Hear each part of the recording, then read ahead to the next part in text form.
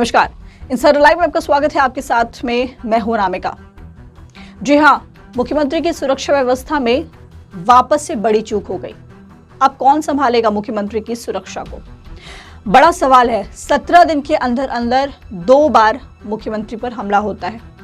पहली बार 27 मार्च को बिहार के बख्तियारपुर में सुरक्षा व्यवस्था को अंगूठा दिखाते हुए एक युवक जो है वो मुख्यमंत्री के नजदीक स्टेज पर पहुंच जाता है और उन्हें पीछे से एक मुक्का जड़ देता है।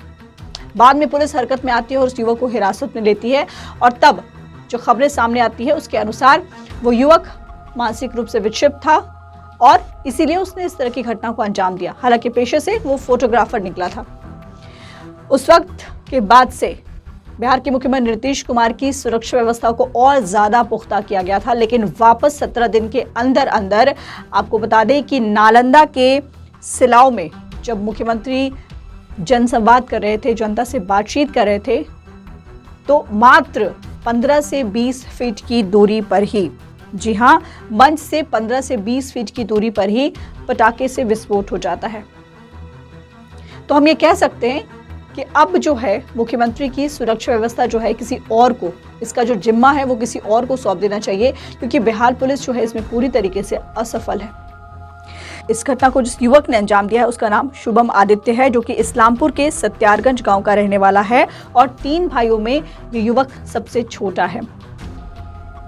ये युवक अपनी बाइक से सिलाव पहुंचा था, यानी कि शुभम आदित्य अपनी बाइक से सिलाव पहुंचा था जहां मुख्यमंत्री नीतीश कुमार जनसंवाद कर रहे थे और उसकी बाइक से और भी पटाखे मिले। जी हाँ, 2 और पटाखे मिले, यानी कि इसका मकसद और ज्यादा विस्फोट करना था।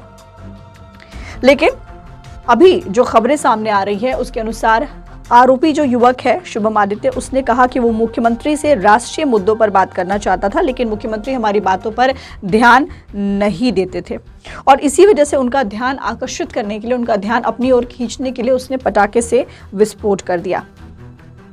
अब इस घटना की जांच के लिए बिहार पुलिस ने एडीजी सुरक्षा को जिम्मा दिया है। जिस तरीके से विस्फोट हुआ है, दूसरी बार एक हमला कह सकते हैं मुख्यमंत्री के ऊपर हुआ है। अब बिहार पुलिस जो है वो अपने हाथ खड़े कर चुकी है और इस पूरी घटना की जांच का जिम्मा जो है वो एडीजी सुरक्षा को दे दिया गया है।